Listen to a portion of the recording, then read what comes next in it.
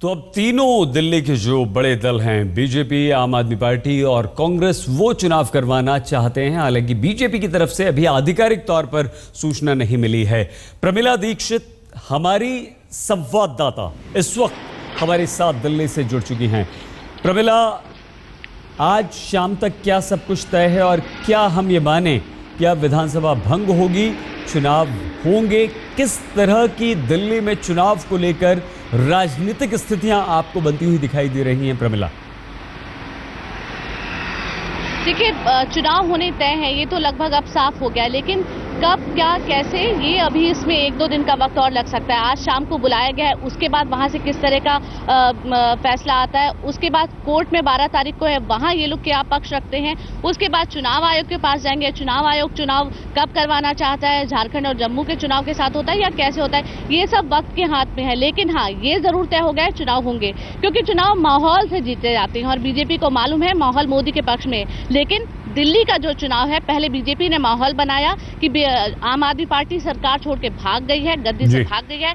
आम आदमी पार्टी उसमें इतना घिरी कि अब उसने माहौल बना दिया कि बीजेपी चुनाव से भाग रही है, वो चुनाव नहीं कराना चाहती। तो कुल मिला के ये जो पूरी प्रक्रिया है, अब ये साबित करने की है कि बीजेपी चुनाव से भाग नहीं रही है। और बहुत साफ सी बात है कि बहुमत जो चाहिए सरकार बनाने के लिए, वो किसी के पास नहीं है। इसलिए चुनाव के अलावा विकल्प कोई नहीं है और बीजेपी को समझ में आ गया अब माहौल जो है वो उसके पक्ष में है, माकूल है।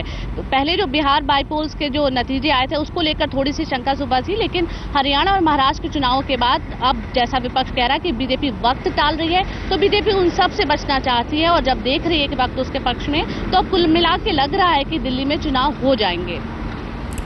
बिल्कुल, और फरवरी तक ये चुनाव हो भी जाएंगे। जाहिर सी बात है, उससे पहले चुनाव करवाना ही है। लेकिन बीजेपी का ये आत्मविश्वास 2 राज्यों को जीतने के बाद, या कुछ और दिलचस्प चीजें दिल्ली चुनाव में देखी जा सकती हैं?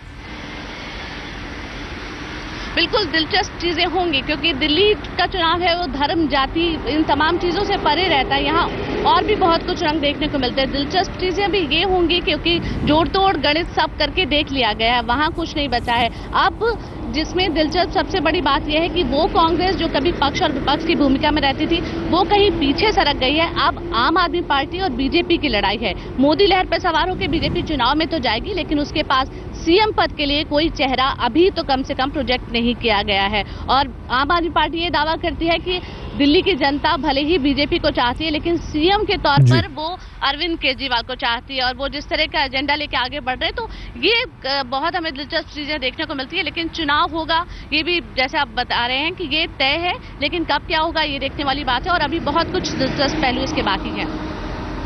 बहुत धन्यवाद। अब ये तय हो चुका है लगभग कि दिल्ली में चुनाव होगा, और उपराज्यपाल ने तीनों दलों के नेताओं को आज शाम मिलने के लिए अलग अलग बुला लिया है। बीजेपी भी चुनाव के पक्ष में सरकार बनाना नहीं चाहती। देखते रहिए।